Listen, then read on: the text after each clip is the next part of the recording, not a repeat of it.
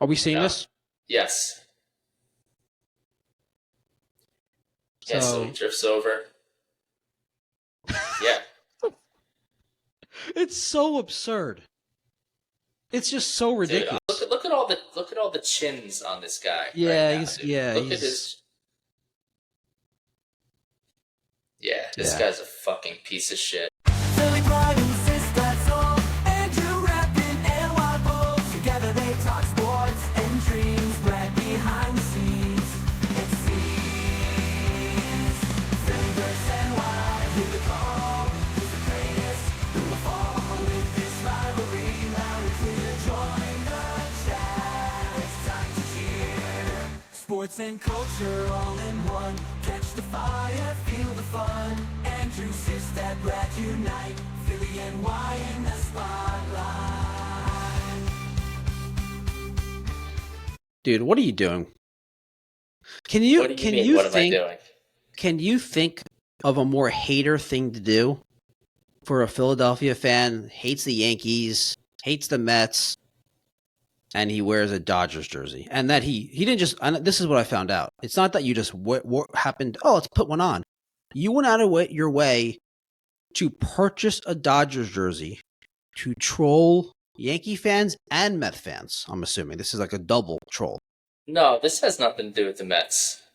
Oh, This it's is just a just Yankees troll. strictly trolling the Yankees, specifically But it, for our audience here. Yes. but it doesn't hurt that it also kind of trolls the Mets a little bit. Oh, it certainly doesn't hurt. No, that's that's all good. Well, everyone, thanks for tuning in. Episode 13. Sistad is riding high because the team he doesn't root for beat another team he doesn't root for. So congrats to him. Thank you. A lot to get to today. Let's start with the World Series since you're just bursting with just this is like a very close second to your team's winning is to see the teams and the fans that you can't stand lose. It's very That's close. right. It's a very close second. Yeah. It's not. It depends. It's not a. Yeah, it's definitely a close second. Well, I'm happy for you then. Thank you. Yeah, it's the whole time. I don't know. I guess it probably would have been funnier for them to lose earlier in the playoffs to one of the Central teams, just because there's really no shame in losing to the Dodgers. But there's a shame in the way that they lost. Right, and also like the bigger the fall, just the more distraught the fans get. So it was very enjoyable from that sense. I feel bad for you because I know you're a real fan. You're not this irrational psycho. But everyone else, I don't, it's great. It's great to see everybody lamenting. I do actually feel bad. They were showing some shots of like little kids who were like really upset and crying, and that You always get that though. You always get yeah, that. it makes me kind of sad. Just because they've never seen it, right? And they probably have their parents and grandparents telling them how great the Yankees were, like They might be during Dodgers their fans. lifetimes. Maybe. So I felt bad for the kids and for you, but everyone else, yeah, I mean, Well, you don't need to feel bad for me because I'm you not that upset. you hit the I was bong upset. after the game, and it was all good. There was a nice little joint after the game. Oh, joint. Yeah. You should have hit the bong, dude. Yeah. I mean, World Series Well, it was loss really nice. in that fashion is crushing. Well, the joints are more of a soothing, relaxing. I don't like to use the word vibe. I never use the word vibe. So what would be the better term? What would be just to refuse to use that term? Energy, Yeah. atmosphere, environment, whatever. Let me go to situation. thesaurus.com and look up antonyms of vibe. Yeah, seriously. Well, okay. Anyway, Yes. antonyms the opposite. Yes. Duh. We're off to a good start. Yeah, we're going to turn this into a grammar pod. Did I come off in the Yankees season recap episode? The when I think we called it "Let's Mourn the Yankee Season." Did I come off like I was very upset? You came off for your standards, yes. Yeah. Yes. Yeah. But for a normal person, like obviously no. I mean, most people are very distraught, Yeah. and rightfully so. Like I know people, people get mad at me because they say I'm just like the Yankee hater, and but like, and I say that they're not allowed. Like, of course you're allowed to be disappointed You're and just a upset when jealous your fan. team. That's all you are. You're just jealous. No, I'm not. No, I'm not. Yes, you are. I'm not. Yes, you I are. I think I just think that I don't know. I wouldn't say I'm jealous, but Envious. not We're envious. getting back But to the listen, synonyms, it's okay. It's okay for you to be upset, obviously. Yeah, And yeah, again, of course. judging by your reaction, I don't know that I've ever seen you. That might What? be the Oh, most what upset about I've ever what seen about the you after. Jets? What about when I was like, I hate this Jets team? That was a different kind of. That was just you're furious because the team sucks. This is like a real Like actually sad. That the sad, season ended like that. right? Yeah, The yeah, the pinnacle. It was within reach, and they fell short. And now I'm yeah. sad. Well, Different, I different had kinds. to different kind. Yeah, I had. So I told Greg that I wanted. We were talking about when we're going to do it, and he was like, "Well, we could do it Sunday night." And I'm like, "No, because by Sunday night, I'm not going to be upset anymore. Mhm. Like, you're going to get a complete different. It's going to be a completely different conversation with me because he's still going to be upset. He's going to be even maybe more upset. Some people, some fans, they think about it more and they get more upset.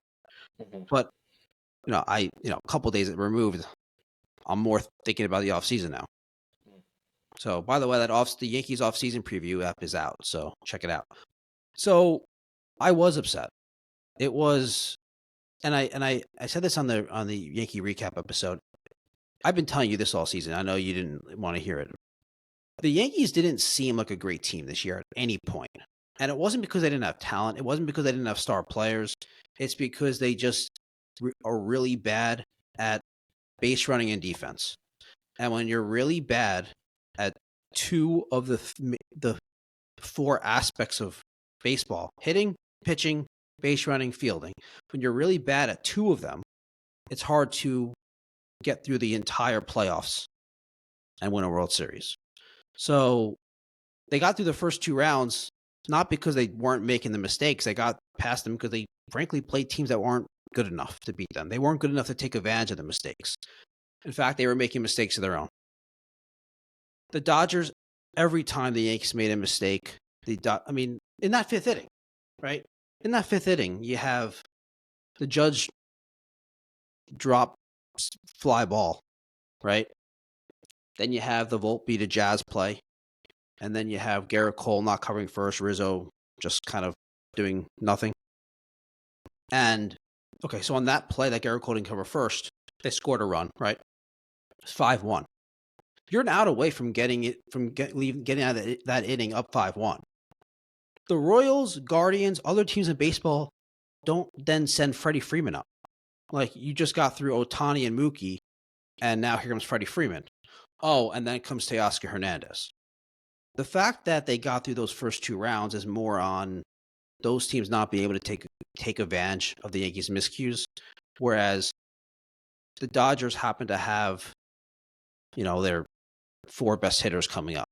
Yeah, it was just it wasn't surprising, and to the Dodgers' credit, you can't just, like, they came up with hits. Freddie got the single to center field. Teoscar hit the double. Like, they didn't just get a run or two runs because of the error. They kept going and they kept getting more. They tied the game. So in general, like, the Yankees just weren't this great team. I know you made it out to be all year. Oh, they're the best team. They wake up and they roll out of bed and they're in the ALCS, and yeah, they made the World Series, but it wasn't because it was a great team. It was a weak American League this year. The Yankees are a very talented team, but all of their flaws showed at the same time. And that fifth inning was just, it was pathetic. Were you watching that live by any chance? It was a debacle, and I don't know, man. It's just it's one of the flukiest things that I've ever seen. So if I was a fan of a team that happened to, yeah, they didn't do the little things that you need to do to win a baseball series, but there's a world where they're going back to Los Angeles up 3-2. So I don't think that they were like that far off. No. People I saying that the Yankees' organizational structure is a disaster and they need everyone fired. Like those people they're not being rational. Like they don't they made the World Series. They're a really good team. They were really close from winning game 1. They came back and even pushed in game 2. they and any 999 times out of 1,000 they win game 5, and you're going No, probably back. not that exact number, but yeah, yes. But you know what I mean. I mean that Yeah. inning, it was the perfect storm of shit. I've never seen anything like it before in my life.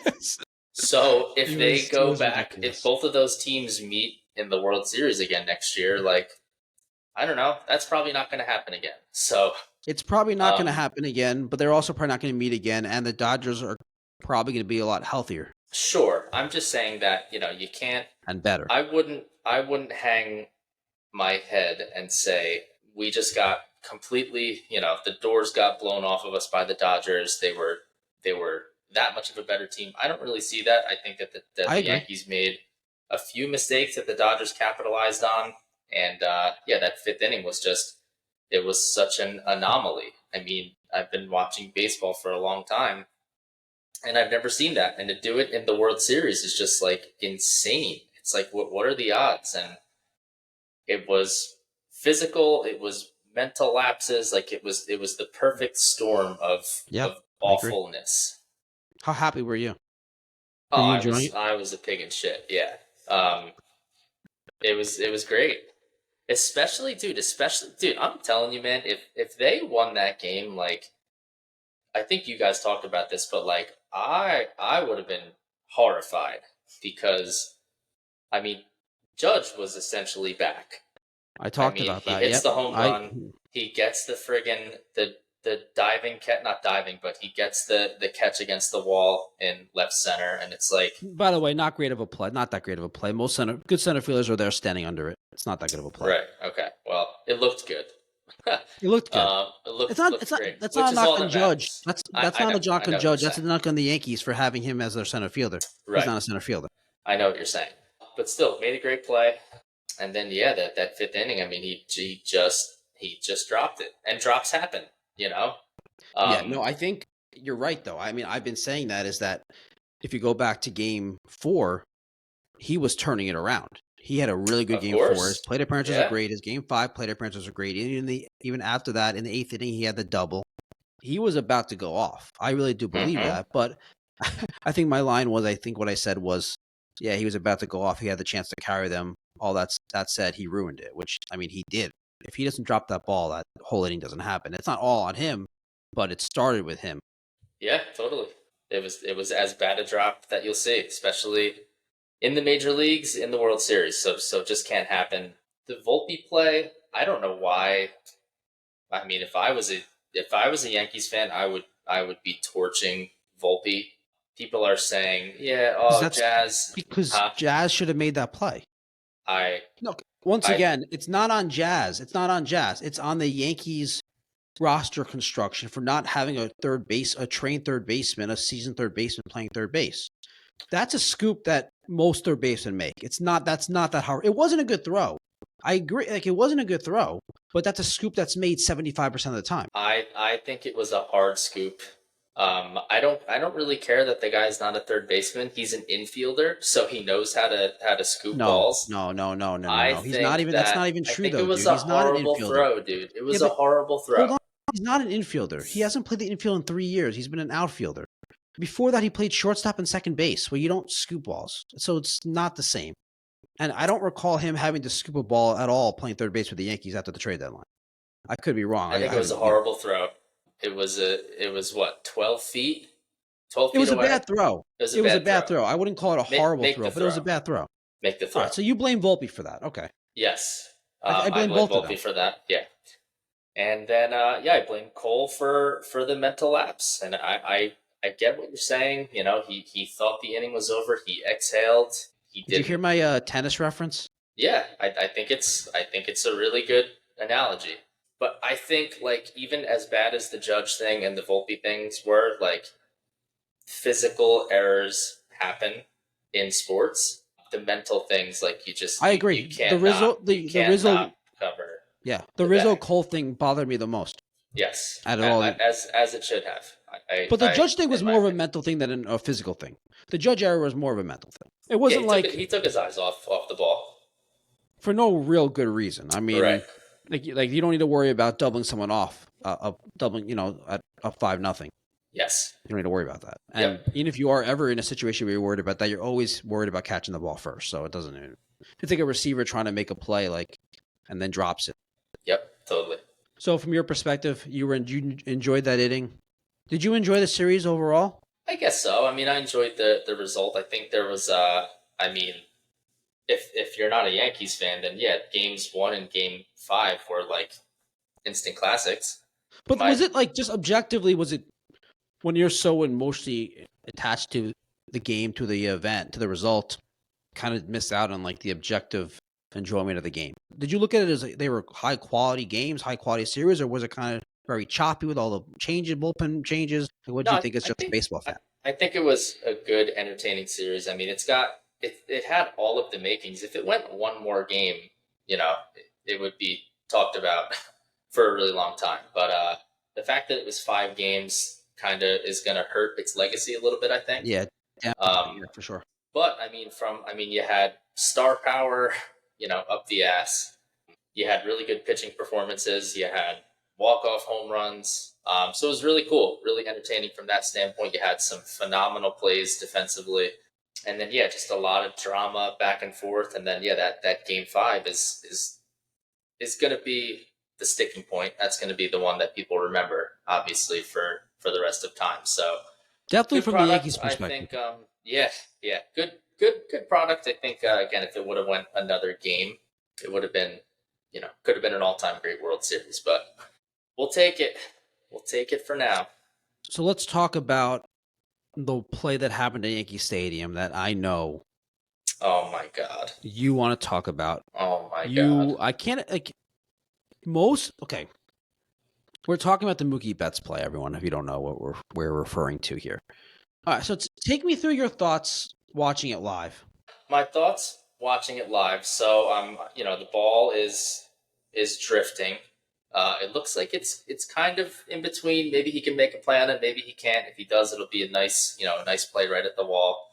I see him leap up, and I see him not come down right away exactly. Like he was still hanging in the air a little bit. And then I just kind of see him. I didn't see the ball come out at first, and then I just kind of see him gesturing, what the fuck are you doing? And then, yeah, you could see these guys holding him up from the glove, and then eventually the ball popping out. And I couldn't believe it. I don't think I've ever seen that level of, I don't even know if you call it fan interference at that point. At that point, it's like assault. I thought it was. Yeah, I think it was the most egregious thing I'd ever seen at a baseball game from a fan. I mean, obviously, save people streaking on the field and stuff, but I think there's probably been things that are worse. They just don't come to mind. But it was pretty ridiculous. I think a couple things about it. So I think the initial fan trying to get the ball, the glove, if he did it for a second, maybe it's okay. It's kind of funny. He keeps holding in the glove, pulling, he obviously Mookie's has his wrist in the glove, obviously his hand in the glove, so he's pulling Mookie. Really dangerous, risky play. And then the fan next to him, I'm assuming it's his friend, grabbed Mookie's wrist, right? And that I think was really where it crossed the line. I don't even think the main guy was nearly as bad as the guy who grabbed Mookie's wrist. I thought that was much worse. I think if that didn't happen, it's not nearly as bad. I think they're both horrible. I mean, you don't touch point blank period. You don't touch somebody on the field unless they're giving you a high five or something, obviously. No, obviously you don't. I mean, yeah, it was insane. Both of them were ridiculous. And are we seeing this? Yes. Yeah, so he drifts over. Yeah. It's so absurd. It's just so ridiculous. Dude, I'll tell you what, man. I give Mookie all the credit in the world because, I mean, I would be Look how ready pissed, to. look how pissed Mookie to, was. He was. I mean, yeah, for him to be like for him that, to like yeah, he not yelled at him or whatever. for him to not clock this guy, dude. Like, look at this. Look at That is this. ridiculous. Look at all the chins on this guy right Yeah, now, dude. Look at his. Yeah, this Yeah. guy's a fucking piece of shit. And I heard that. I mean, So and that is and ridiculous. they kicked him And then out. this guy, and then this guy, he Yeah. grabs the wrist. Oh my god, Dude, that so is. they kick him out, and apparently, the guys like doubled down and were like, "Fuck yeah!" Like, I would do it again for my team because fucking this is the fucking Bronx, Vinny. Like, it's it was the worst thing I've ever seen, and I don't even know if this has to be said, but God forbid this happened in Philadelphia, Oh, Pennsylvania. here we go. This Here would we go. be the national. I mean, I think the presidential candidates would be talking about this at their rallies because it would just be such a big story that couldn't be ignored. Because the fans in Philadelphia, they're so heinous and evil. Can I Yeah, stop you? I didn't really hear much. I didn't really hear much about. Are you sure you didn't everybody hear else. much? Because I was Oh, hearing stop. it. You I- know that if this happened in Philadelphia, it would be front page news everywhere. It would be oh.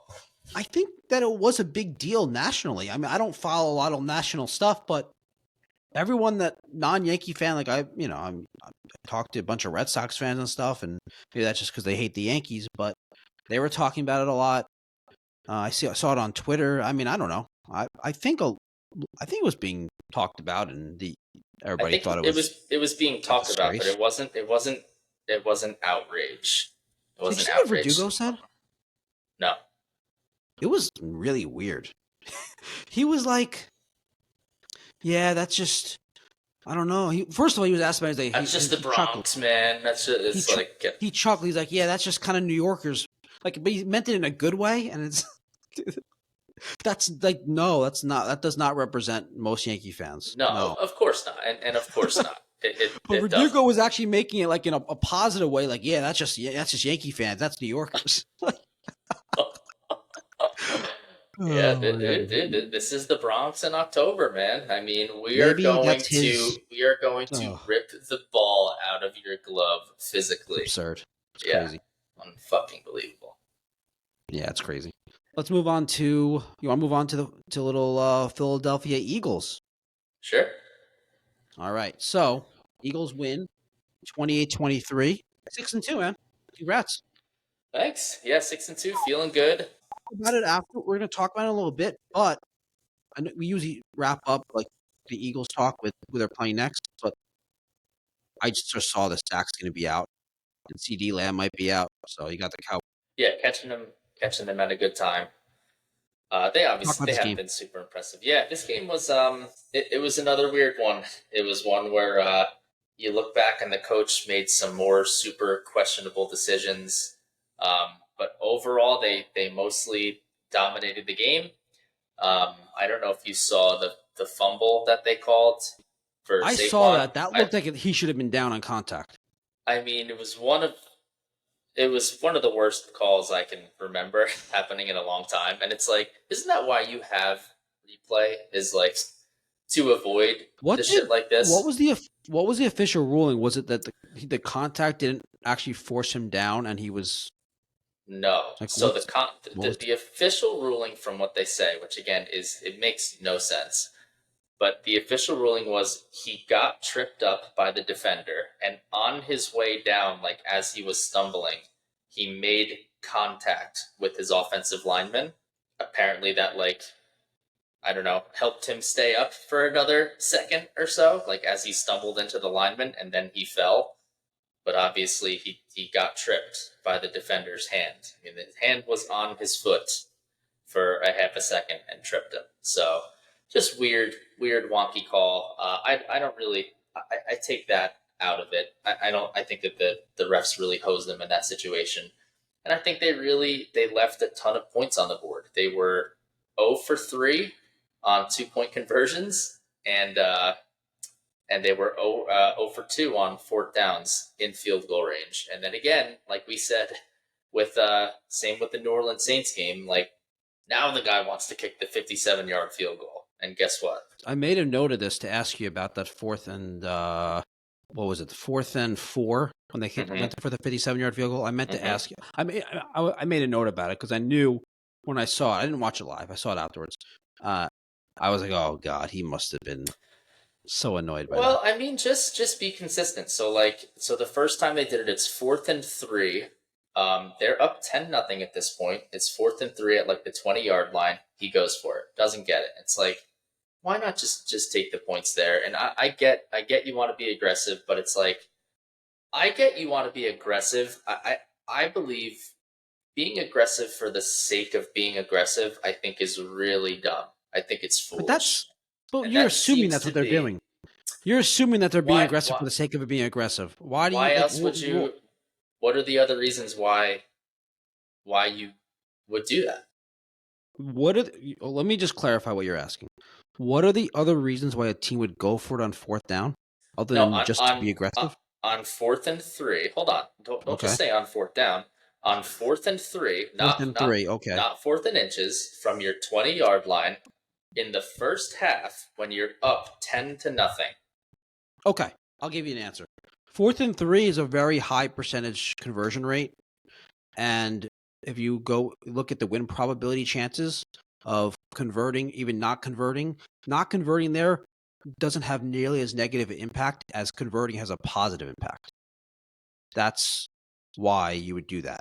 Now, I don't have the numbers, the probability in front of me, but that's the reason. They obviously understand the win probabilities and the point scoring probabilities of each decision and have weighed them and calculated them and believe based on their offense, based on their playbook, based on their personnel, that they're able to put themselves in a good position to convert. It's obviously not to just for the sake of being aggressive. Well, that's what it sounds like to me. You're just making things up if you want to say that. It's like no. I'm going to kick a field goal for the sake of kicking a field goal. I like to see the kicker out there.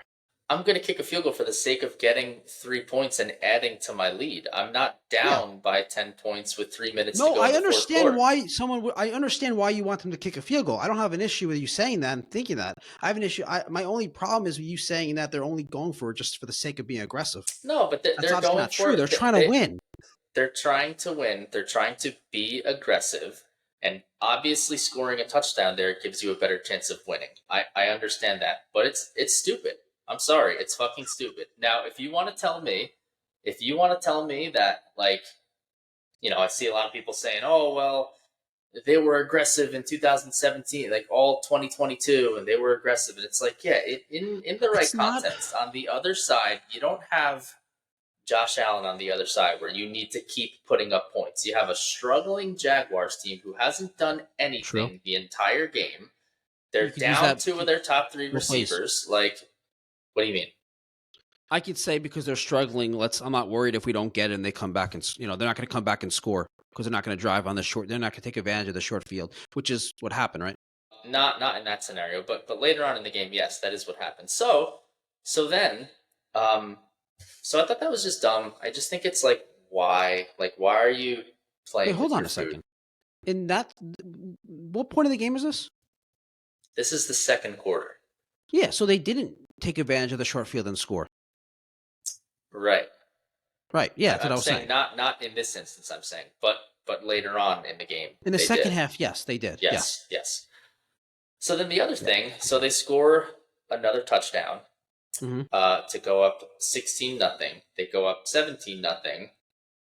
One of the Jaguars players is offsides, so they elect to take the point off the board and go for push, and it didn't work. Right. Okay. Yeah. And I also think that's really stupid. I just think, why not make it a 3-possession game? Why are you rolling your eyes? It's a 3-possession game. What is that extra point going to do? And guess what? You didn't get it, and now you're chasing points all game long. So if you would have just done the normal thing and not gotten so aggressive and analytically, calculated your win probability, what you is would the be percentage?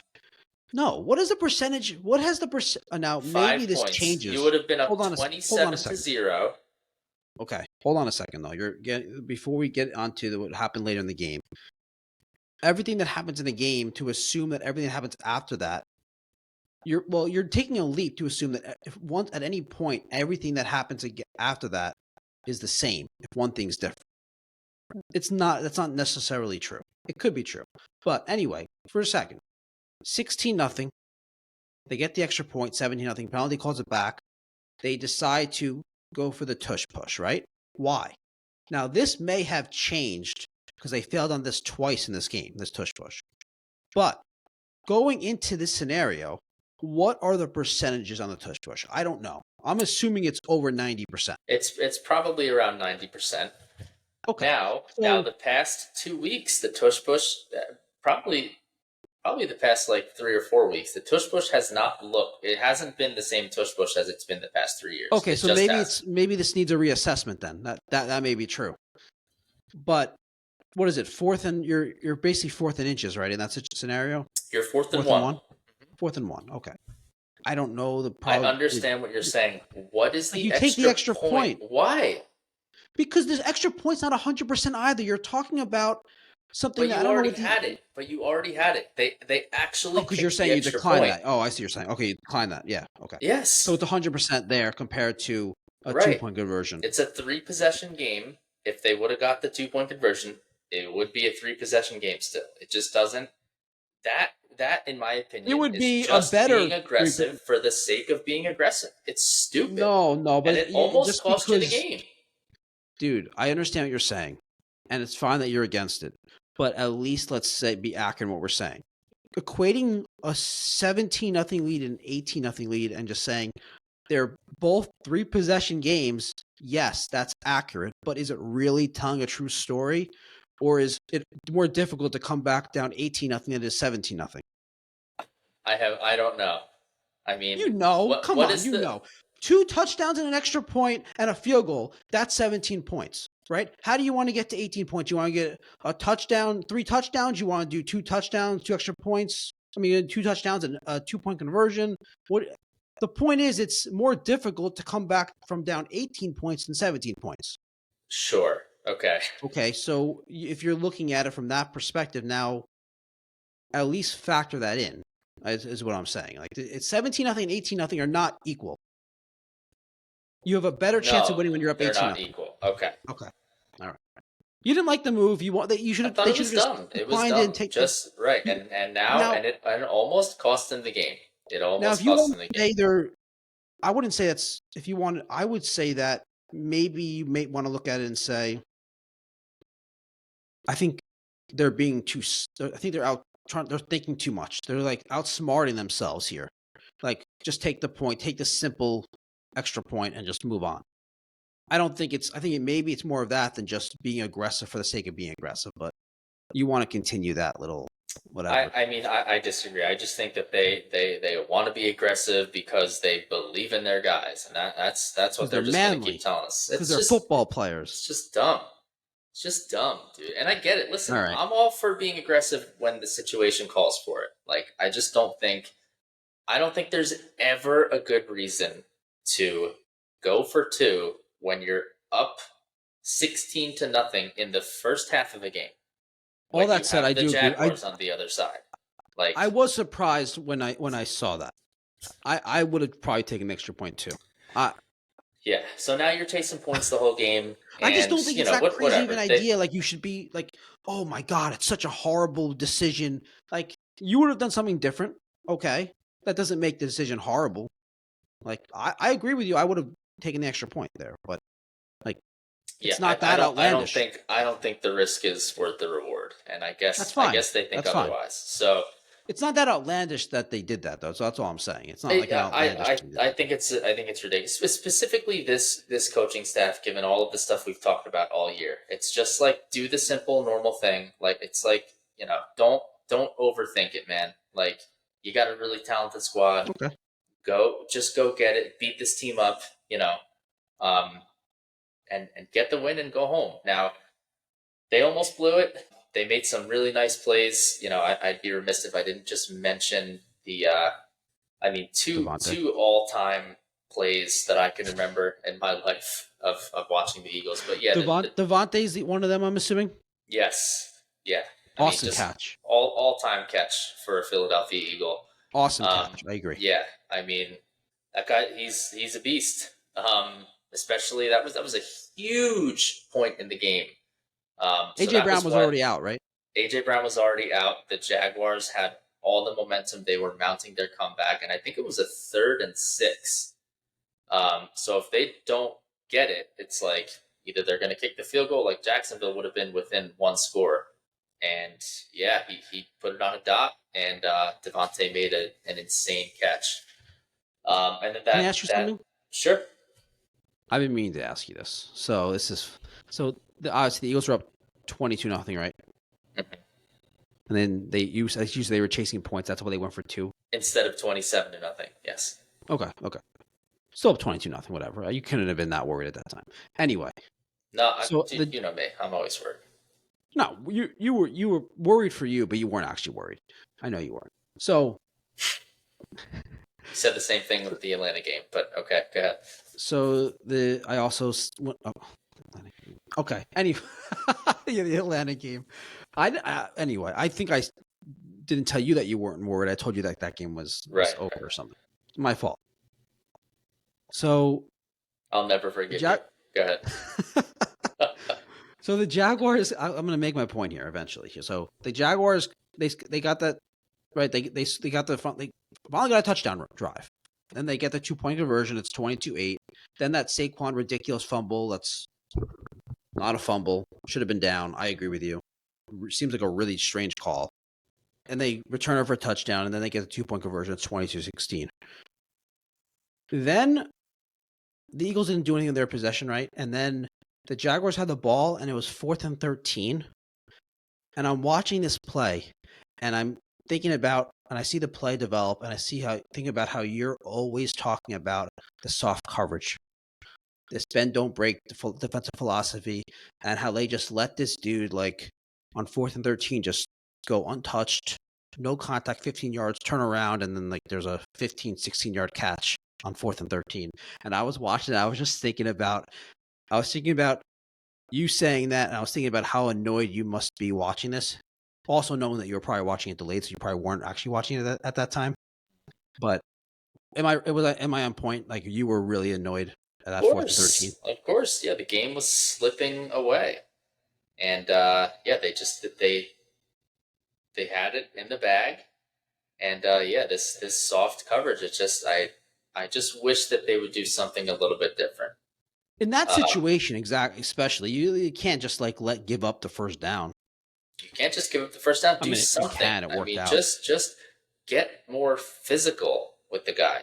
I don't get why they don't just jam guys at the line of scrimmage. I mean, I get it because then they don't want to get beat. In theory, get deep, but you're getting beat anyway. So at least make them work for it. Make the guy make a more difficult throw, and maybe your safety, makes a play over the top. So yeah, I just think it's really stupid. But they got the win. Real quickly, what did you think of the? So we touched on it earlier, teased it earlier, kind of. So they had another 4th down situation. This one's 4th and 4, with 2:11 left in the 4th quarter. I think 2:10, something like that. 57-yarder, and they attempt to kick the field goal. So I know you don't like the inconsistency. What did you think in the moment before they even made a decision? What were you thinking that you wanted them to do? I don't know. I don't think that there was a really great answer for whatever ended up happening. Just with removing. But you wouldn't punt it there, would you? I don't know. I really don't. I think like any one of the 3 choices that you have, I don't think that I don't know. I just think it was. I guess I probably would have kicked the field goal just because it's 4th and 4. AJ Brown's out. They weren't really moving the ball that well at that point. Jake Elliott's a good kicker, although he's not really having a great year this year, but he's not really getting the opportunity to kick that many field goals. So at least any that are like actually like normal field goals, like he doesn't kick, the normal 45-yarders that everybody else gets to kick.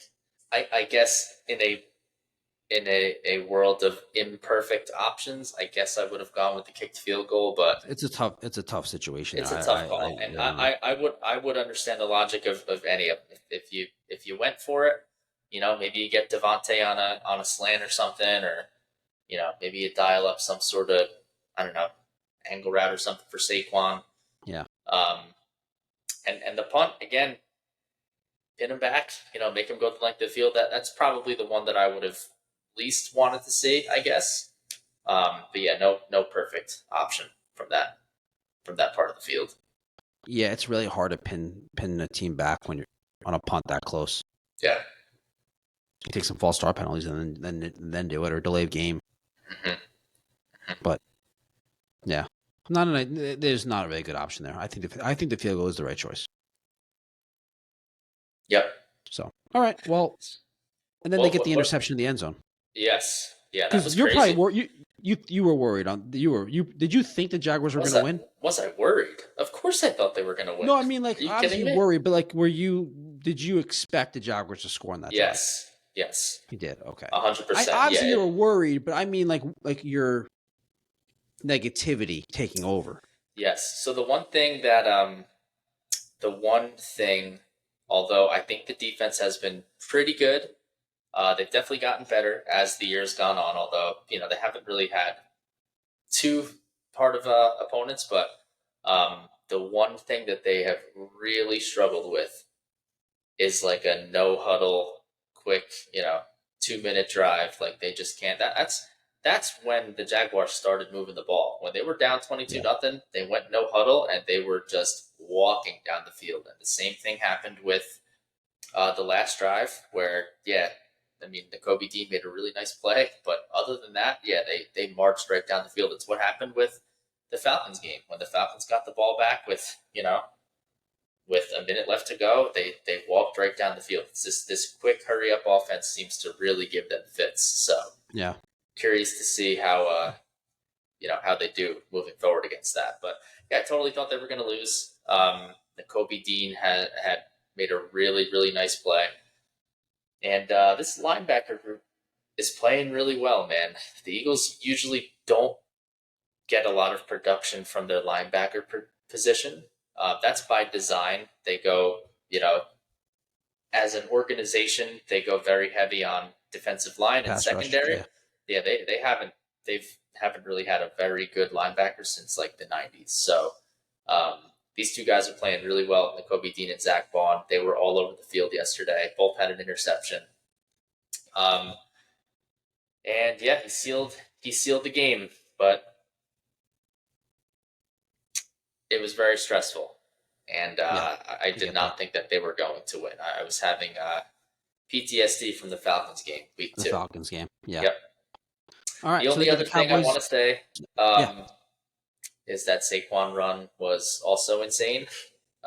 Perhaps more insane than the Devontae catch. Oh, when he made that like those 5 guys miss, that play you're talking about? Yeah, he made 5 guys miss, and then he jumped over somebody while going backwards. He backwards hurdled. That was insane. A crazy move. He gets it on. I think it was a little past the left, and he makes the first guy miss just with a quick cut juke move.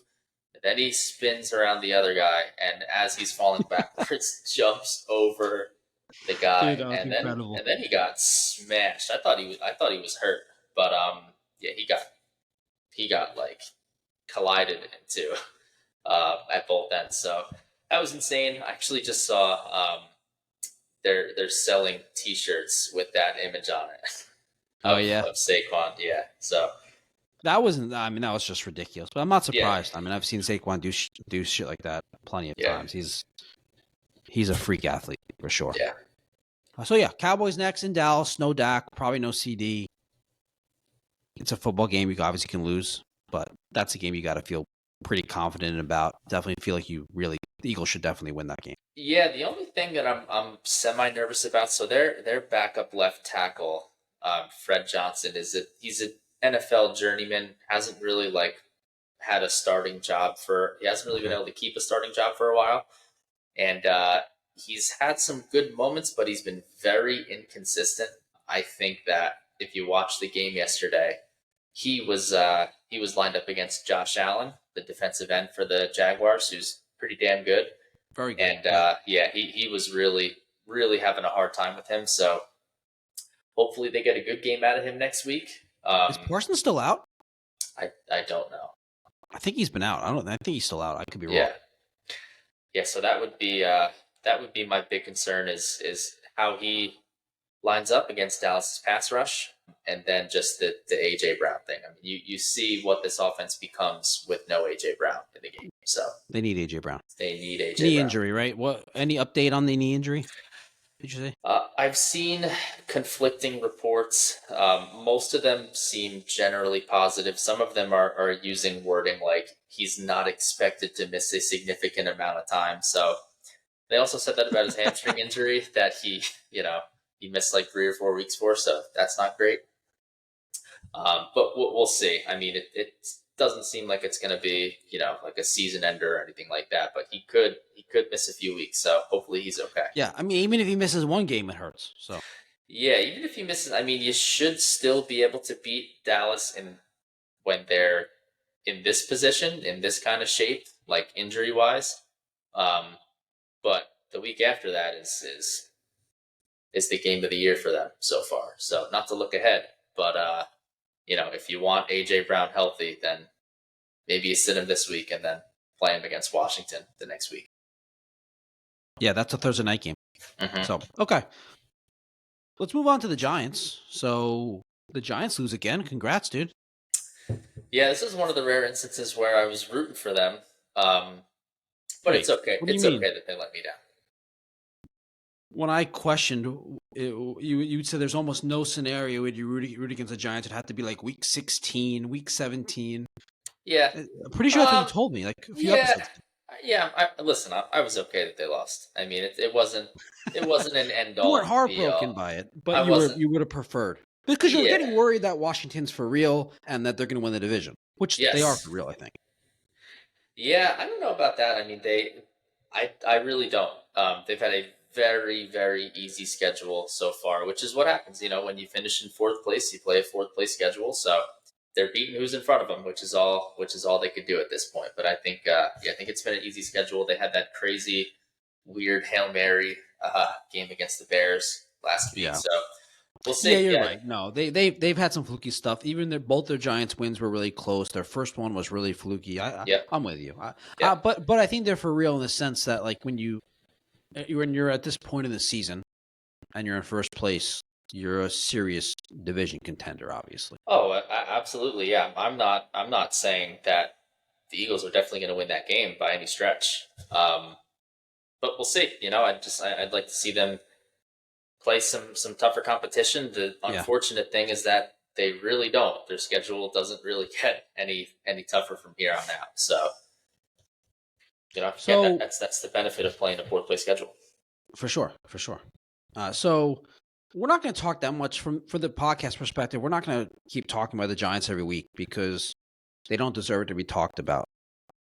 Washington wins 27-22. The Giants are 2-7 on the season. They have Carolina next. It's actually in Germany. Oh, that's right. It's in Germany. You're right. I forgot about that. That's awful for those teams to be having a terrible season and have to travel. Oh my God. To Europe for a game. Oh my God. Congratulations, Germany. You get to watch. Great job, NFL. Great job, NFL. Let's really market the game. That's right. Really, yeah. That's how you Daniel represent Jones the NFL. Versus Bryce Young. That's right. Enjoy. That's how you market the game. Yeah. Yep. Let's show Germany are the 2 worst teams in the league. Giants offense is actually a semi-bright spot in this game. They scored on 4 of 7 possessions. I also thought this was interesting. Washington had 33% of their passing yards on 4 third down passing plays. Wow.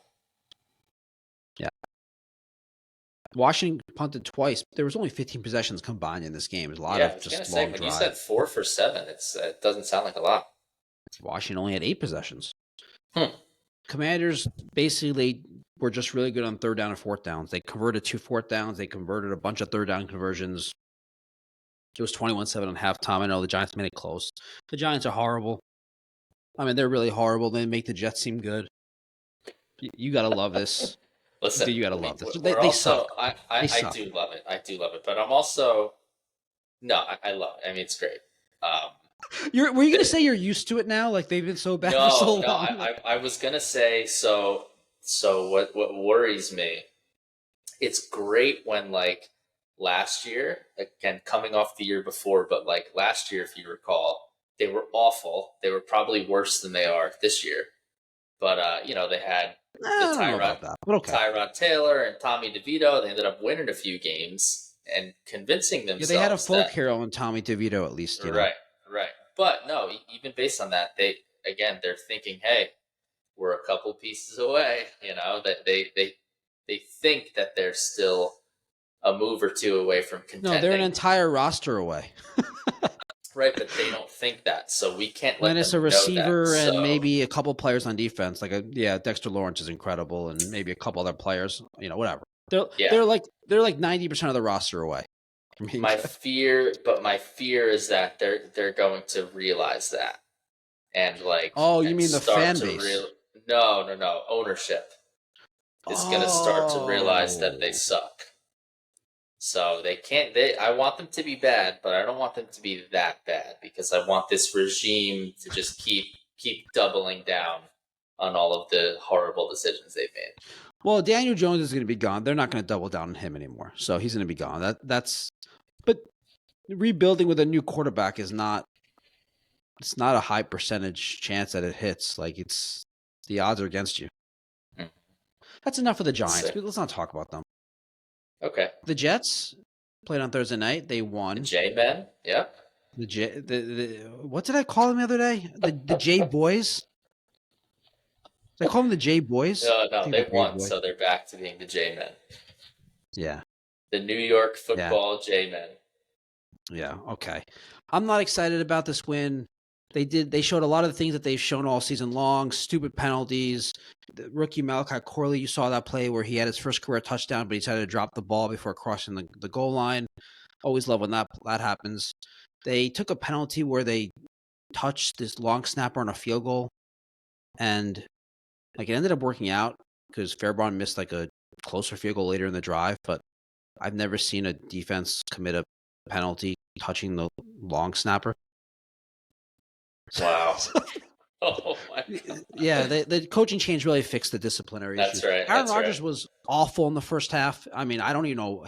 I'm not exaggerating. He was slightly better than Zach Wilson in the first half. Oh my God, stop. But then all of a sudden, he looked amazing in the second half. Part of that is Garrett Wilson. Did you see Garrett Wilson's catch? Yes. Incredible. He also had another really nice catch. Then they got Devontae Adams involved.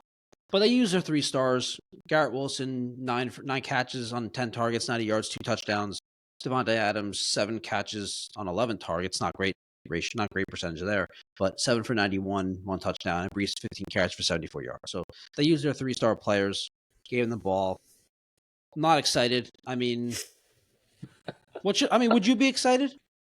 Like they're 3-6. No, I mean, it's cool to see your team. They won the win. game. I'm happy they won. I think, in theory, 9-8 can get you a wild card spot.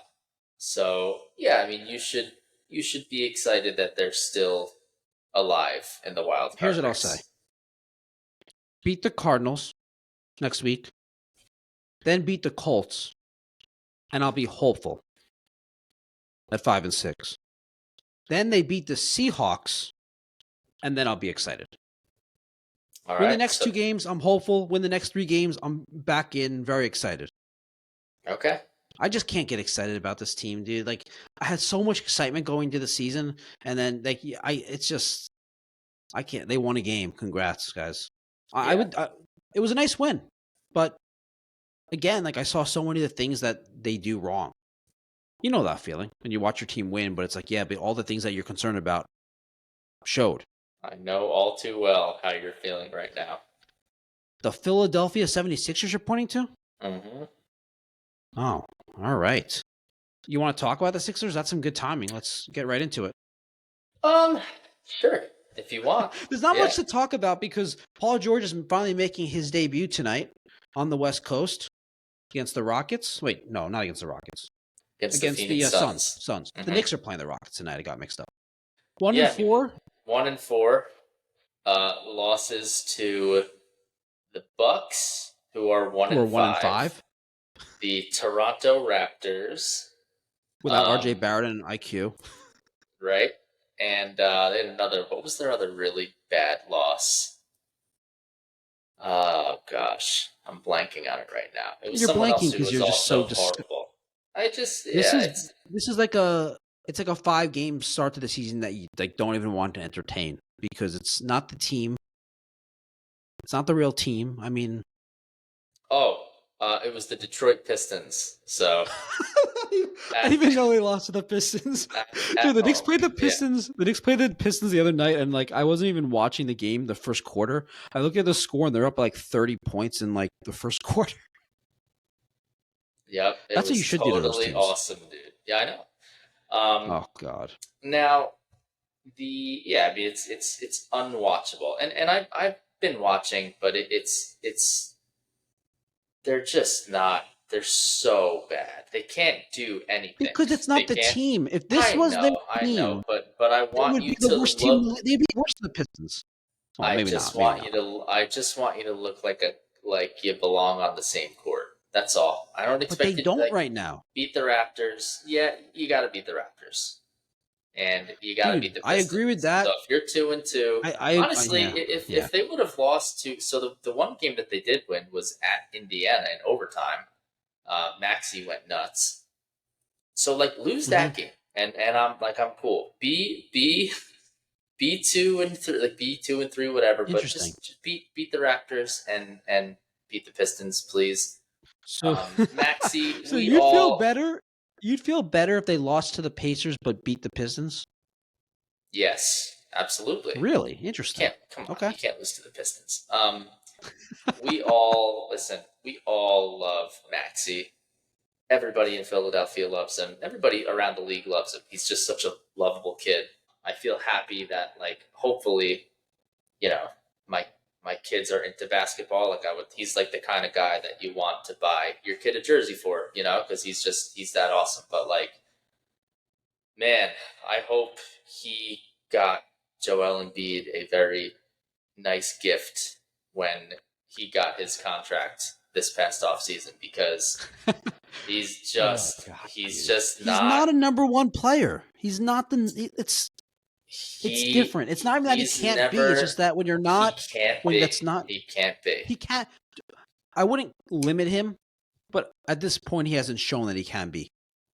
So I wouldn't limit him. I'm limiting him. It's time. Well, that's what you do. You limit people. That's right. You put guys in a little shoebox. That's right. This is what you can't do. This is what you can do. Now stay there. Yep. All right. Hey, he's just too small. He's too small. He's getting. I mean, it's not too small. You could be small and be a number one player. I'm watching it myself. Every other night I see it. Yeah, I guess. Didn't you see me play basketball? I'm small. I completely led our team in that that league was. Yeah, but you got a nice left hand though, man. Maxey can learn a thing or two from you. Yeah. The greatest 3-point shot that too. Court vision, dude. Yeah. I really see the court well from the bench. Really well. Right. That's right. Yeah. Well, they need their guys back. Hopefully, they look better with Paul George. Hopefully. Embiid's getting close, right? Reporters. Yeah, apparently. Embiid's getting close. We're gonna cover the Embiid thing in the subscriber questions. Okay. The thing that I don't like what I'm hearing from Embiid is I don't know if he's like unraveling like mentally. He said that he had a presser the other day. He basically said he got mad at the fans, right? Is that what you're talking about? No, not even that. But they asked him about like where he's at, like with the knee, and he said that this injury is taking him a lot longer to get over. He's had the same injury before, but he's saying for some reason mentally he's just not trusting his knee. Like physically he feels good, but he can't get over this mental hurdle. And he doesn't know why, is what he was saying. Did he say, that sounds like, horrible. is he talking to a sports psychiatrist? I hope so. I mean, I would assume so. I'm sure he is, but like, doesn't sound very good. Like, and then you're So shoving reporters the next day. Like, are Yeah, you I okay, think- dude? I saw that he also was like saying the fans should be treating him better, given everything he's done, given to the city, or something along those lines. So that was directed towards the reporter. Oh, that was the same. Okay, so Yes. okay, so The we're going to talk reporter about that whole wrote. situation. Yeah. Okay. Yeah. We're We'll going to talk about that in a little bit. So, Yeah. but I have a. You're not going to be surprised by this. I have a unique perspective on this Embiid thing. The story you just told about him saying that it's a mental block, and I think it's great that he felt secure enough to be honest and to, like, if we can just take a step back as sports fans and recognize that this is a human being and not make it about I want him on the court, and I'm not saying you're doing that. I'm just saying, like, this is a dude who has had many injuries and he has a mental block and he's opening up to a bunch of strangers. Like, I think that's kind of cool and encouraging as a person. As a fan, I understand it's like you're concerned you want him to play, but I'm just saying, from being able to separate the two, I think it's a really cool thing that he's open about it and just being honest about it. And I think that should be appreciated. And I would love to see more players feel comfortable to do it. The problem is that you're a very nice, caring person, and this is your reaction. People that aren't nice, their reactions, I'm sure, are much more harsh. And people probably destroy him, calling him a pussy and all this shit. I'm sure that's going on without even seeing it. I know how people are. So, like, I think it would be, I like that he felt comfortable to be open and honest about it. I wish more athletes felt that way. I don't blame them because sports fans are fucking crazy. So, there we go. So you don't. I think haven't he's done soft. one of these. I haven't done one of these rants in a while. You should do it more often, man. But next time, just You tell can't me how. force Well, next time, just tell me how soft you think he is, and we can eviscerate his toughness. I'm going to tell you who I think is soft in a little bit when we get to it. I'm going to Okay. tell you that I think who I think soft. All right. All right. The Knicks 3-2 this week. They have the Rockets tonight. They have the Hawks, the Bucks, Pacers coming up. Knicks looking pretty good. The offense looks dynamic. They have an issue though because they have a lot of injuries and lack of depth right now. Tibbs is playing crazy minutes right now. I mean, they've had some blowouts where they were able to take guys out, but if it wasn't such a blowout, Bridges, OG, but specifically Bridges and Hart would be over 40 minutes a game right now. I mean, they're playing like 24 minutes they're playing like 21 of 24 minutes in the first half. It's crazy. Wow. But they don't have many guys to go to. And fortunately, they've had a couple of blowouts where they can rest their guys in the fourth quarter, so their minutes aren't out of control. Knicks need some guys back. But 3-2, I feel good about this team. And they're 3-2. It's not anything special, but they look really good. I've seen vast improvements, especially on the offensive end, each game. So they look really good. Who would have And thought? who would have thought? We're not going to talk about the Nets. We'll ignore them. Should we touch on NHL stuff, or should we just get right to? If you want to look up the standings, the Rangers are great. Flyers suck. Islanders suck. Devils are okay. All right, look it up. All right. And that concludes our hockey segment. And that concludes our hockey segment for now. All right, so let's go on to Let's Mock New York Fans on Twitter. Let's do it. So, where to start? So, I mean, the only story among New York sports right now is the Yankees, obviously. And people were not happy that they lost the World Series. Rightfully People so. as in Yankee fans. Yes. Okay. All right, let's continue. Let's hear it. I'm ready. All right. Be good. I don't even know. I'm just going to read 4 of them. I'm not going to rank them. All right. So the first one comes from Rob Kozik, and his Twitter handle is just at Rob Kozik, Kozik. His Wait a profile second. picture. I think I know him. Really? Tell me about it. I'm gonna look him up. I think this is a guy that worked at a radio station I worked at a long time ago. So his profile picture, it's a stick figure. So I can't show you his picture, or else maybe you'd recognize him. But anyway, so he writes the following. He's very mad that the Yankees lost the World Series. So he goes, the Yankees brass fired Joe Girardi, a multiple World Series champion, which is not true, right? Then he only won one. Is that right? Well, I mean, unless As you're a talking player. about as a player. Right, okay. Yankees brass fired Joe Girardi, a multiple World Series champion, and replaced him with Aaron Boone, who has lost every playoff series and mismanaged every postseason he's managed. Lost every playoff series. Let that sink. How has he lost every playoff series? They're in the World Series. And it says, let that sink in. And then someone needs to resurrect George Steinbrenner! Exclamation point. Oh my god.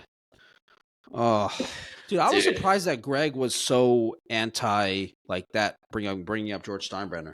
Dude, the Steinbrenner tweets were coming in the masses. Of course, after of they course lost. they were. Of course they were.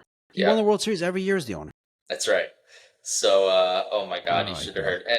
And if he didn't win the world, you know how many times I heard this week. And if he didn't win the World Series, he would call WFAN and apologize to Yankees fans. Like, shut up, dude. Shut up. Oh my God. Okay. So let's hear the second one. Write a Oh my letter to God. Yankees fans. Shut up. All right.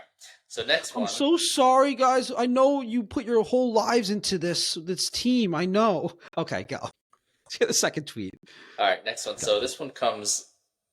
His name is G-Man. G-Man. Oh boy. Oh God. And his handle is at GManD16. His profile picture is him taking a selfie on the beach. So at least you it's gotta him. respect that. Yes. You gotta respect that. So he goes, is there a chance... This one's good. Is there a chance George Steinbrenner can come back to life, fire Aaron Boone and Brian Cashman, and then return back to heaven? Wow. What? Dude, I just don't understand the type of person that could think that's a normal thing to tweet. Like, what? My God, it's so ridiculous. Yeah, George Steinbrenner would have fired 6 managers in the last 7 years. Okay, cool. George Steinbrenner would have forced Aaron Judge to catch that ball in center field. He probably would have. His vibe. If he was alive, George Steinbrenner would trade Aaron Judge That's right. today. That's right. He would say, that guy, he would call him Mr. June. You know that story where he called, I think it was Dave Winfield, like he would call him Mr. May because he like didn't play well in the playoffs and he like did well in like the regular season, so he'd call him like Mr. May as an insult. No. Yeah. That's great. like off like the Reggie Jackson God. Mr. October thing. He'd call him Mr. He'd refer to him as Mr. May. So funny. Steinbrenner would do that? Yes, that he did do stuff like that. Oh, That's he would great. blast his players to the media all the time. I can't imagine what he would do with social media. He'd probably be in jail. Dude, nobody would want to play for him. He definitely would have lost ownership. What's up? Nobody would want to play for him in today's day and age. No chance. No. Mr. May. Oh my God. Yeah.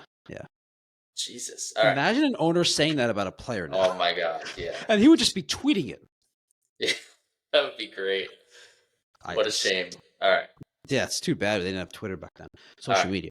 So this What one else? comes from SFA has never lost to, I don't know, something stupid. His handle is at San Antonio Tim. Looks like a real person in his picture. So Maybe he goes, Tim Duncan. Maybe. Yeah, I think this is definitely something Tim Duncan would tweet. Brian Cashman. Brian Cashman has the longest World Series drought for a Yankees general manager in their illustrious history. The first GM was in 1920. It couldn't happen to a bigger whiner and loser. Oh my god. It's so funny. Oh my Dude, the god. Brian Cashman hate is Brian, uncontrollable. it's so crazy, dude. It's It's so so crazy that you could think that the organization is so bad from top to bottom when they just made the World Series. Why? This is my thing. I always say, that's dude. my point, dude. That's my point. But I always say this, like, why can't? And this is not just sports. And I always equate sports fans and society. Why can't you be upset about something? You're upset that they lost without having to blame everyone. Like, be upset. Think about what you'd want to make changes. Maybe they, Glaber's out, Clay Holmes is out, Rizzo's out. Maybe change some personnel. Maybe they come to spring training, put a little bit more focus on defense and base running, and not say, let's fire Brian Cashman, get rid of Aaron Boone. They're horrible when they just led the team to the World Series. So, but no, you can't. You can't just be upset at one thing. You have to then be upset about everything that relates to it, and you have to blame, and you need people fired. And I need to see consequences. Anyway, is that it? Any more tweets? One more. This one All right, comes. one more. His name Can I is. guess this is going to be a Brian Cashman or Aaron Boone hate tweet? Maybe. Oh, So or this Aaron one Judge. is from. This one's from Mr. Vasquez. Looks like a real person, so that's good. So he says the following. He's mad. So he goes. He's mad. I angry. fucking hate, in all caps, Brian Cashman and Aaron Boone with 2 exclamation points. They could, I guess this is before they got eliminated. They could still win this World Series, and I still would be pissed, and I still would be as pissed off as I am right now. The lack of accountability is a joke! Exclamation point.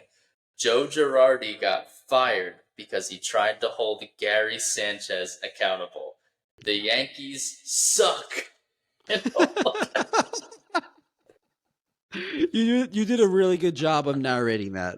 Thank When you. you pointed the finger at it. Oh my god. You made it seem like that was your tweet. You're angry. As you're wearing a Dodgers fans just trolling everyone. The two follow-ups. So somebody underneath, and this is my God.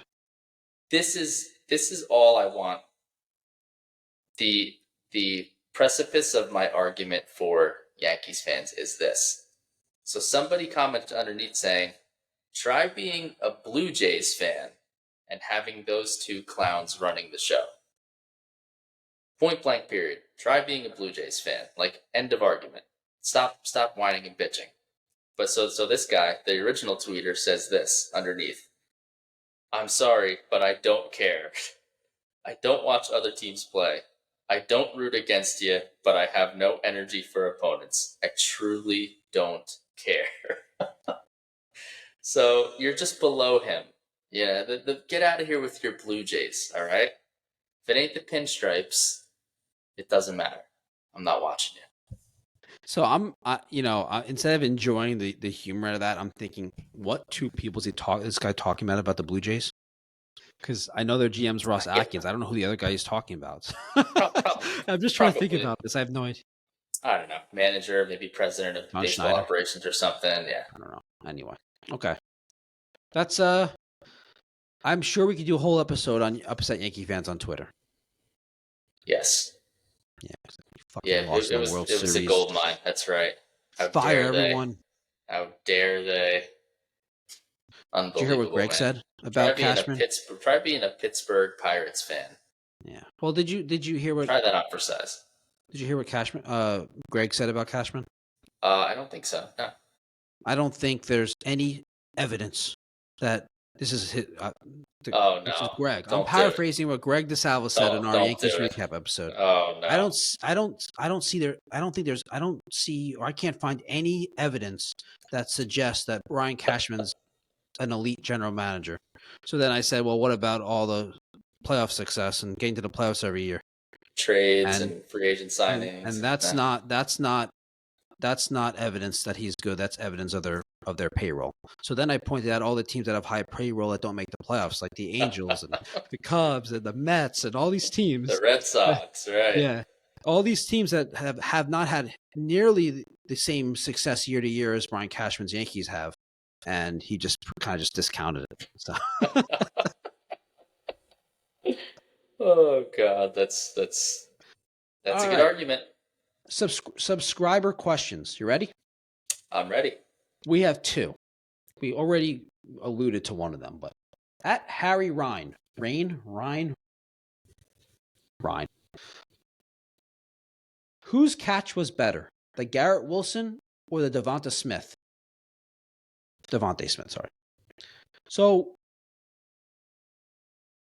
I don't know if I'm just being biased here. I don't think I'm being biased because I don't really have an attachment to the Jets at all. Garrett Wilson, like, oh my God, like he has to have the better catch. It doesn't really matter to me.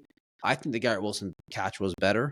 I think they're both incredible catches. I don't really care to decipher, but just to answer the question, I think Garrett Wilson was better. What do you think? You're probably going to say the same, though. So I think I have a reason for my answer. It sounds like you're just a biased homer who, is emotional and doesn't look at things objectively. This guy's on my team. He must have the better catch. Oh, you know what's funny about that is you know who joined the conversation of the Garrett Wilson catch? Take a guess. Odell Beckham Jr. The Giants fans couldn't help themselves, but because they have to compare that catch to the Odell catch, which they're pretty similar. I mean, just shut up. That was like 12 years ago. No one's talking about you. Like, what are you? I get that you don't have anything relevant to talk about now and nothing to be happy about, but like, just it seems like a first take like comparison, like a ESPN, like they just put them up together.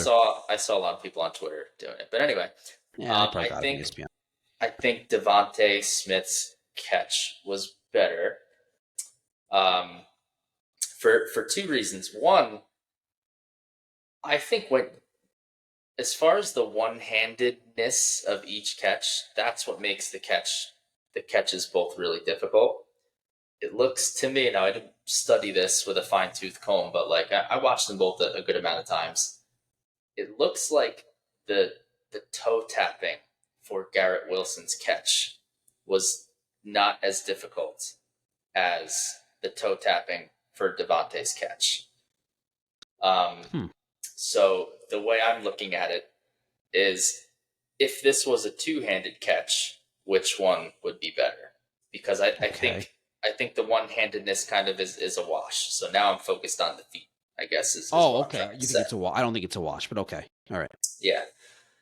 Then, if you look at Devontae, so Devontae had a more challenging time, in theory, getting both of his feet in because he was a lot lower to the ground. He was almost kind of parallel with the ground. Well, Garrett Wilson didn't get his feet in. Oh, he got his knee, right? His shin. His shin. Right. So back to what you're saying. I mean, I know you're in the middle of this, but regarding the getting the feet in, Devontae Smith his catch was a lot nicer because Garrett Wilson didn't even he didn't get his feet in. He didn't even try. He got lucky that he got the shin down. Honestly, exactly. So you're right. I misspoke. So yes, so that is easier to do, to just get your foot and roll down on your knee, as opposed to having the concentration to toe tap with both of your feet. Yeah. The other thing is Devontae did not catch it clean. Like, he actually bobbled it for a split second. Yeah, but why does that make it better? Wouldn't that make it worse? Because wouldn't a clean catch be better? No, I think it ups the degree of difficulty. Don't you? Now you're having to concentrate on losing the ball. A clean catch is always more impressive than a bobbled catch. I think so. Okay. Well, I disagree. You must agree with me. You must agree. I think the degree of difficulty of the bobble while still being able to control the ball, especially control it through the ground, plus the tapping of the feet, makes the Smith catch better. They're both great catches.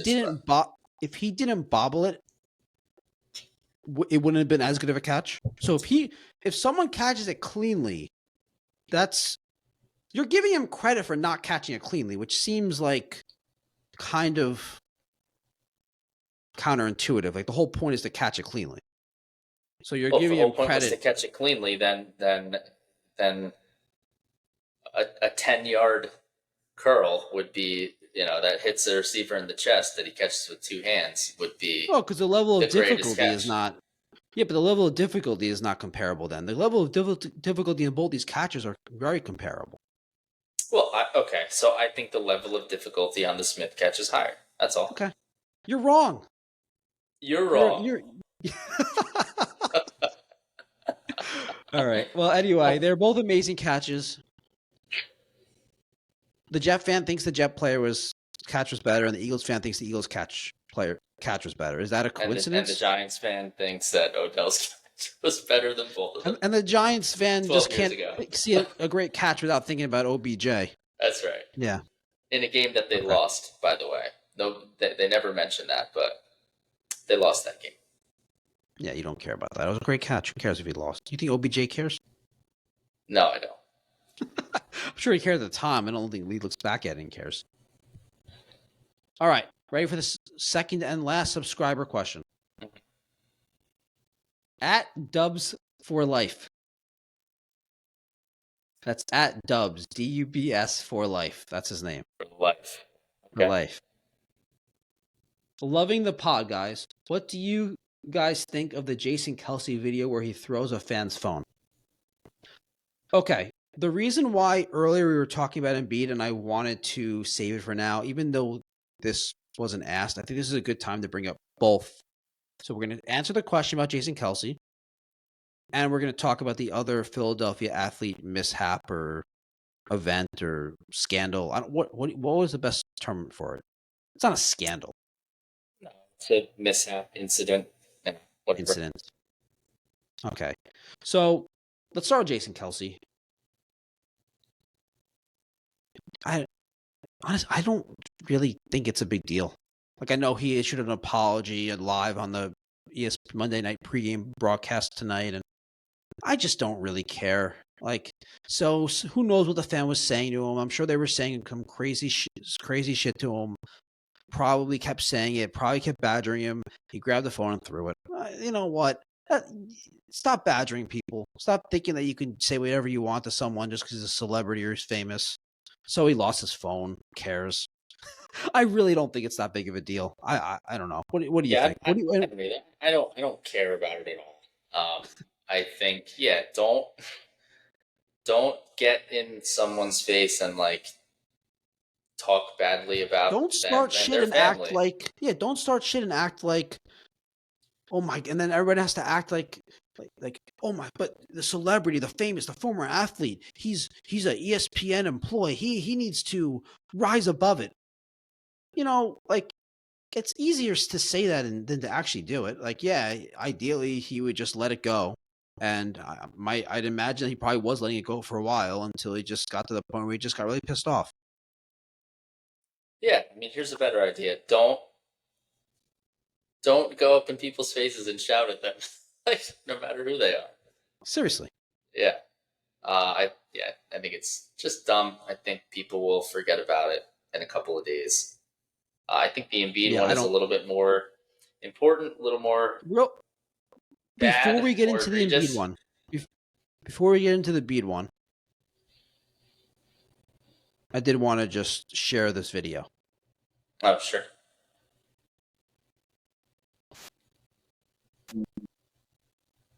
Oh no, we're buffering. Oh no, do you have Nashville Wi-Fi?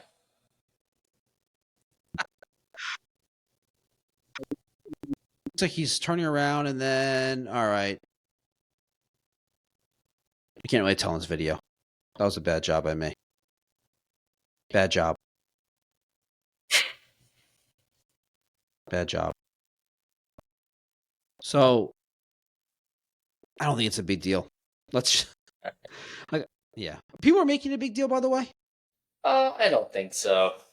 I think people in Philadelphia are some of them are like celebrating it, saying, yeah. I think people just love Kelce so much that it's like, you can easily forgive it. Yeah. Like, he threw someone's phone. It's not like he like hit someone or did anything. The guy's lucky that he just threw his phone because, you might have been another couple feet away from. Well, I would say Jason Kelce is more lucky then, because that would be more damaging to his life. Yeah, that's true. So, or lucky, or maybe I wouldn't say it's luck. I mean, maybe he that's clearly what the heckler wanted. to throw the phone. Yeah. So while we're on this topic, let's talk about the Joel Embiid situation. So, do you want to give the context? I kind of understand it, but I think you should, considering it's a Philly thing, you should kind of provide the context. Yeah, so obviously Embiid's been out very, very. There's never a dull moment with the 76ers and Joel Embiid. So he's obviously he got hurt last year, rushed back from rehab, played in the playoffs, was obviously playing very injured. The Sixers lose in the Still first great, round. yeah. His knees bother him. Still great. He's very injured. He elects to play in the Olympics. Doesn't quite look physically right in the Olympics, but he's basically said, "Hey, I only played in 7, 8 games. My load of the games was nowhere near what it is in an NBA game. Half for the sure. games I was just setting screens and whatnot. Right? I'm not, and I was playing 10 minutes a game. So anyway." I did say this to you during the time, though. I did ask you if you were if you were worried or you didn't like that he was playing, given the knee injury and stuff. But you weren't bothered by it. Well, I didn't think that it would affect him. I thought that if he was playing in the Olympics, then he would obviously be fine to start the season, and that was not true. So, okay, he's not available to start the season. They're being very vague. They're not being super forthcoming with when he's going to return. They don't really know when he's going to return, and it's extremely frustrating as a 76ers fan because, again, as we've said, this is the most highly anticipated season in 20 years for the team, and the star player hasn't played yet, and they've really stumbled out the gate. So, and it makes it worse. It's emphasized by Paul George also not playing until tonight. Right. But the bigger story is Embiid because we at least know Paul George's injury and we know when he's going to come back. And he didn't play in the Olympics. So there's just a lot more swirling around Joel. Right. So there's been talk, right? Articles written about this whole situation. And there's a reporter named Marcus Hayes in Philadelphia who is a tough reporter. Philadelphia Inquirer, right? I believe so. Yeah. Yeah. He basically wrote an article as all of this was happening, kind of questioning his toughness, right? Questioning his fact for wanting to play in the Olympics, and basically just saying some bad things about Embiid and his family. And his family specifically. He said, I'm paraphrasing here, but he essentially said, "You're not making your dead brother," so Embiid's brother died right before he came to the NBA. So he was very close with him. His son, who he named after his dead brother, he dedicates a lot of stuff to his son, which is what you do. And the guy basically alluded to in the article, "Hey, you're not making your late brother or son proud because of the way that you're acting. You should get on the court and play basketball." And he's never available, and he's always people just like to trash Embiid. So Embiid sees this, and his first press conference, he basically calls the guy out. And when Embiid was saying to the media, "I've done too much for this fucking city. I played with a broken face. I had a real risk of losing my eyesight. If I would have." He broke an orbital bone in his face, and if he would have got hit playing basketball, he would have gone blind. And he basically played through that. He's played through all kinds of injuries. Last playoffs, he came back early. He didn't have to, but he wanted to. He wanted to give his team a chance to play. So he basically said, I put it all on the line for the city. We haven't got to where we want to get, but you can question my toughness, but don't talk about my family, man. Don't leave that out. And he was saying this in a presser, and the guy Marcus Hayes was not there. He wasn't there. He didn't show up to the presser. So then after the Pistons game on Friday night, he was in the locker room. Apparently they had gone back and forth. They'd exchanged words. What I read, in this exchange is that the reporter actually apologized to Embiid. That's what I read. Did you read that? Did you see that? I did not read that. No. I read that he apologized to him, and it re-escalated during a media session or a press conference after that, where Embiid said something about how he doesn't like pay attention to what's written or said. Mhm.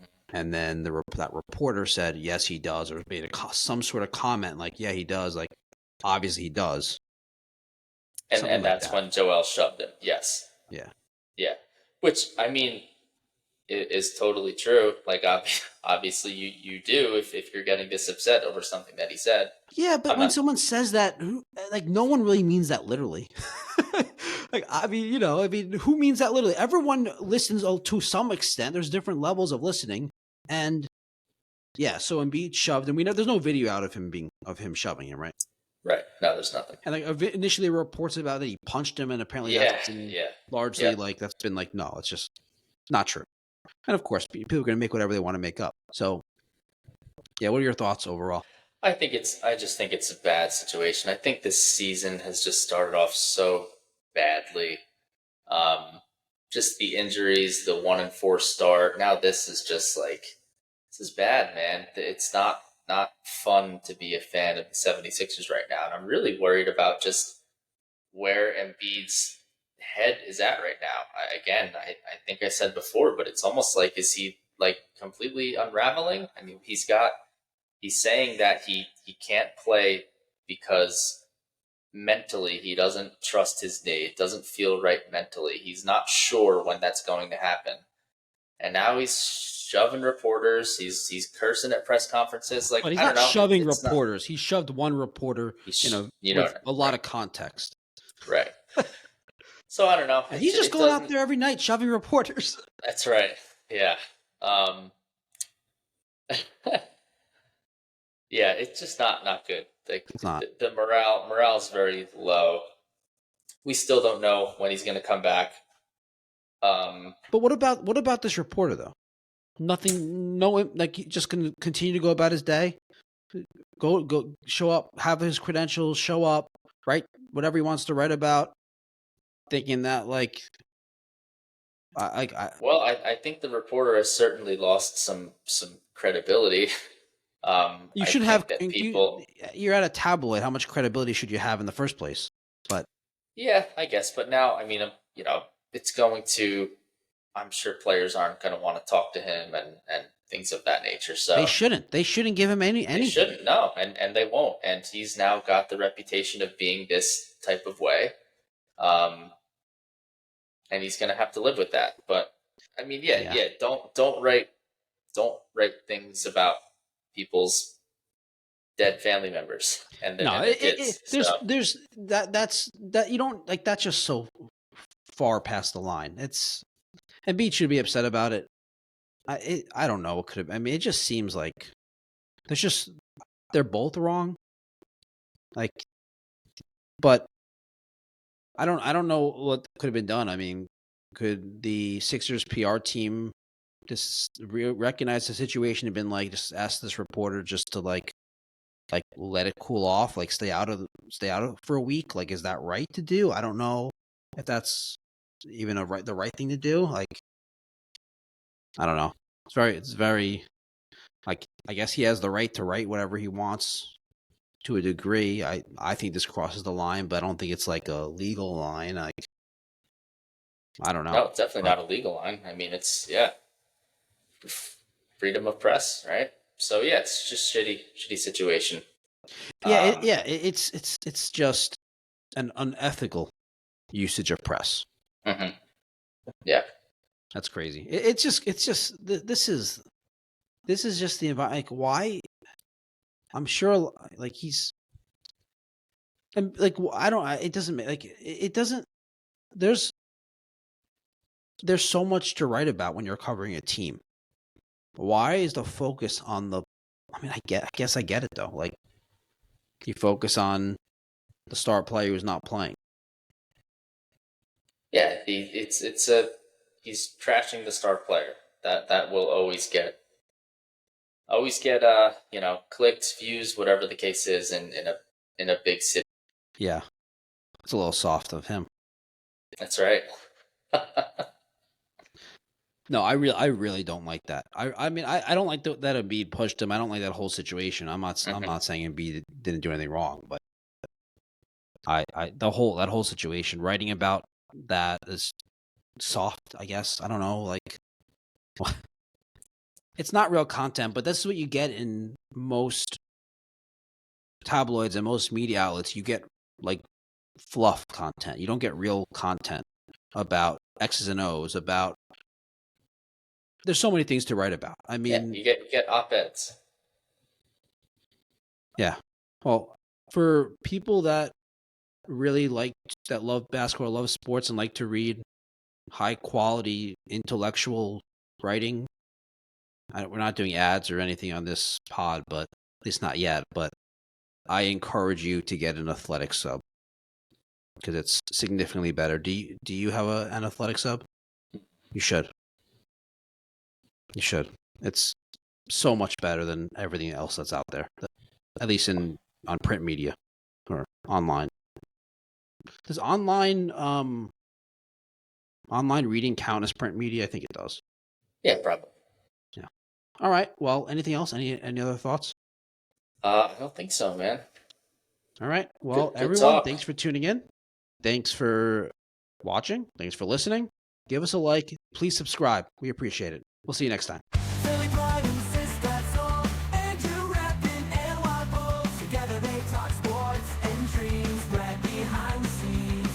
It seems.